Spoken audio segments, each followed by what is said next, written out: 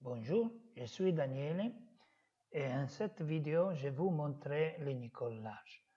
Avant de voir cette vidéo, je vous recommande de voir la vidéo de Liberta Prima et après la vidéo de Linux Small parce qu'avec cette vidéo, vous pouvez regarder les différences. La base de le logiciel, c'est dans la vidéo de Liberta Prima. Après, en ligne Cosmos, vous allez voir les différences. Et ici, nous allons voir les différences avec l'unicolage. C'est pour cette raison que nous avons déjà une toiture dans notre dessin 3D et nous allons ajouter de nouveaux éléments. La première chose que nous allons voir, c'est comment dessiner des solives. Ici, il y a le bouton pour les solives. Je vais cliquer. Vous pouvez définir la direction. Par exemple, je fais comme ça. Et je vais définir la longueur. Comme vous voyez, tout est automatique. Le logiciel, c'est où nous avons cliqué le début et la fin pour la largeur et pour la longueur. Et ici, c'est comme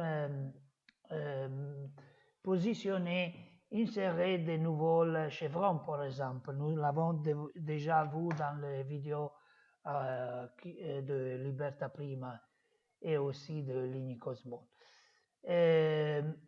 Ok, ça c'est l'acteur ça c'est l'acteur de la solive et de sol. Et ici, nous allons définir Sainte, et comme vous voyez, ça c'est l'acteur d'appui.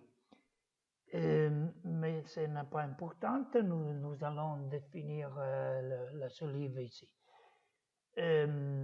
Comme le chevron, vous pouvez définir un interrace, et quand vous allez définir un interrace, il y a un calcul automatique entre la distance que nous voulons couvrir. Par exemple, ici, nous voyons que le nombre de solives sont 6 et l'interrace c'est 69. Mais si nous allons écrire 5, par exemple, l'interrace va changer. En ce cas, je laisse 6. Je vais confirmer et nous allons voir les solives individuelles. Mais avant de définir les solives individuelles, nous pouvons insérer un poutre NHE. Je vais cliquer la surface de référence, c'est ça, et je vais cliquer, par exemple, avec c'est ça. Nous allons définir automatiquement la longueur parce que le logiciel, ça c'est un parallèle, ça c'est la longueur, c'est pris automatiquement de la surface et comme vous voyez, c'est complètement automatique. Je vais pouvoir écrire, mais ici il n'y a pas de référence et à ce moment ce n'est pas la meilleure décision. So, je vais, avant de positionner en ligne de repère, je vais cliquer ici, je clique la distance, comme vous voyez c'est 60, je vais diviser pour 2 qui est 300. Mais après, nous allons définir notre élément. Comme vous voyez, si je vais cliquer en pointe, je peux définir l'élément singulièrement. Avant, nous avons vu la parallèle. Nous pouvons aussi utiliser la même chose, mais ça, c'est seulement pour voir que vous pouvez définir manuellement comme dessiner. Je vais élargir et je vois que ce élément, c'est comme vous voyez dans la sol. Il y a des boutons très importants, c'est ça, pour changer les bordures, comme vous voyez. La bordure en cette manière ou en cette manière. Comme vous voyez, ce sont les 3 as.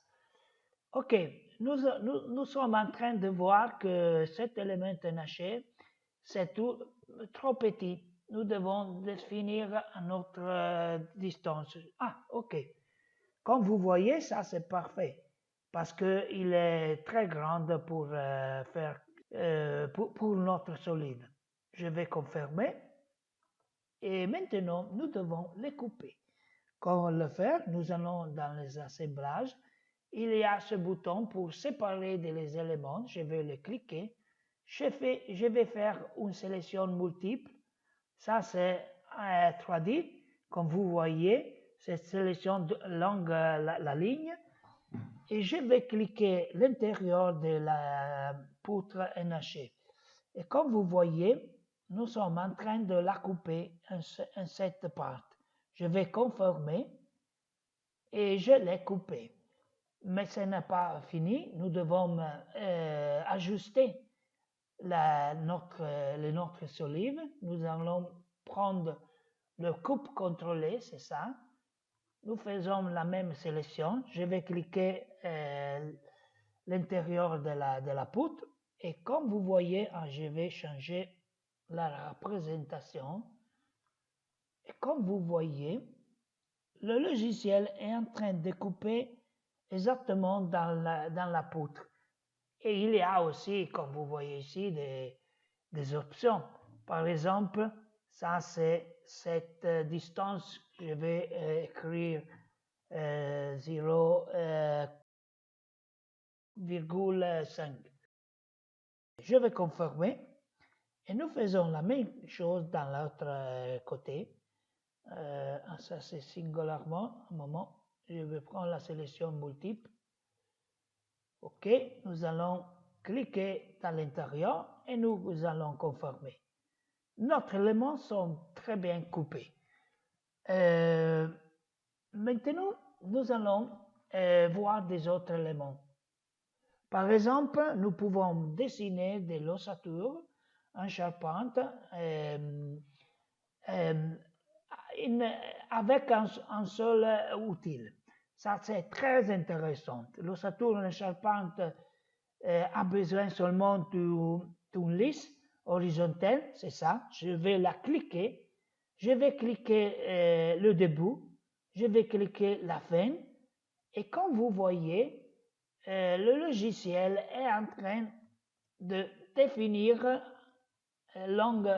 cette distance. Un cadre, nous pouvons le définir. Nous allons définir le numéro des montants, les poutres verticales, les montants, les dimensions, ce sont les dimensions, et où nous allons voir le niveau. Nous devons changer le niveau. Ici, je vais écrire 20, et comme vous voyez, nous avons décalé les éléments par la seule. OK, ça suffit. Les contrafiches, comme vous voyez, nous pouvons définir dans l'extérieur à gauche ou à droite. Ce sont les distances horizontales et verticales. Par exemple, ici, nous allons dire que la distance est 700 cm. Nous pouvons aussi créer des listes horizontales. Ça, c'est la première, c'est sous. Ça, c'est un autre. Par exemple, nous pouvons écrire 2 et il va déplacer dans la hauteur que nous avons ici. Et je vais écrire seulement 1, ça suffit. Et il y a aussi des contreventes, les écharpes. Et comme vous voyez, je vais les sélectionner. Ce sont très utiles pour le vent, comme vous savez. Je vais confirmer. Et de l'autre côté, nous allons faire la même chose. Je vais cliquer la liste basse, horizontale, le début, la fin, et je dois changer la hauteur d'appui. Et comme vous voyez, ça c'est parfait en ce moment. OK. Nous pouvons aussi regarder des assemblages. Nous avons vu le coupe contrôlé, mais il y a aussi des autres coupes. Par exemple, nous avons le beurrage. Nous allons cliquer l'affêtage ici. Et comme vous voyez, je vous montre que je peux sélectionner avec les majuscules une face sur le chevron, une autre face sur le chevron et je vais cliquer. Le logiciel est en train de comprendre que nous voulons couper l'affêtage, mais sur les surfaces vertes que nous avons cliqué des chevrons. Et ça, c'est le résultat. Je vais l'annuler, je n'ai pas besoin dans ce design vous montrer, mais vous avez vu qu'il est possible. Il y a aussi des autres types des assemblages. Par exemple, ça c'est le coupe à demi. Je vous montre, ok, ici dans le fêtage, si je vais cliquer, je vais faire une coupe à mi-bois avec les deux composants.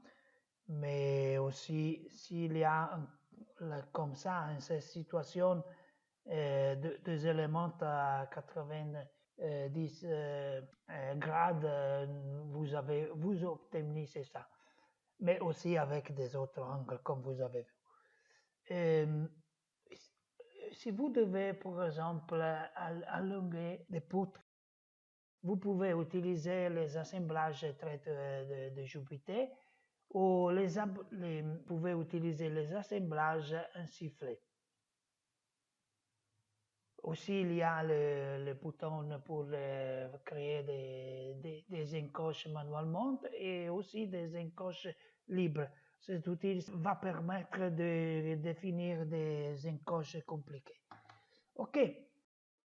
Nous allons définir des autres éléments. Par exemple, nous allons positionner en ligne de repère ici. Et je vais positionner la ligne de repère dans cette position. Parfait. Et maintenant, nous allons définir une autre ligne de repère ici.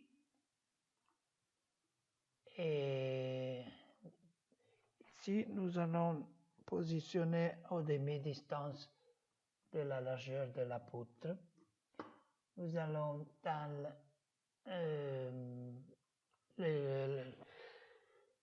la solive individuelle, je vais cliquer l'élément, je vais cliquer le point, que c'est le demi, c'est ça, et nous allons définir un autre poutre. Comme vous voyez, nous pouvons insérer un autre contrefilche, changer la distance, par exemple. En ce moment, je pourrais dire que cette distance est 40, 35. Je vais seulement définir un élément vertical. Bien, nous avons défini aussi la solive individuelle. Je vais masquer les lignes de repère avec ces boutons. Et la dernière chose que nous allons voir, c'est la fusionner des toitures. Nous allons définir une toiture très rapidement avec l'assistante. Je vais cliquer, confirmer, OK. Nous allons les positionner ici, pour l'exemple. Ça, c'est la première toiture. Nous allons définir une autre toiture. Je vais cliquer ici, confirmer, confirmer, OK. Je vais cliquer CTRL Z pour la rotation. Je vais le positionner en cette position. Je vais confirmer, OK. Et maintenant, parce que je vais masquer les parois. je vais changer 25 par exemple. Okay. Je vais le faire plus petit. Et nous allons cliquer ce bouton pour fusionner deux couvertures, la première et la deuxième. Et comme vous voyez, le logiciel est en train de les fusionner. Et ça, c'est le résultat. C'est parfait. OK. Ici, si vous voulez, vous pouvez aussi aller allonger la toiture. Ça, c'est une fonction dans la toiture. Si je vais cliquer la notre toiture, c'est ça. Je pourrais aller dans le débord, dans l'hôtel de la Gautier, et nous allons cliquer, par exemple, que le point de rotation, c'est l'affêtage, OK, et nous allons cliquer en ce moment cette option, OK, nous allons confirmer. Je vais le transférer de l'autre côté.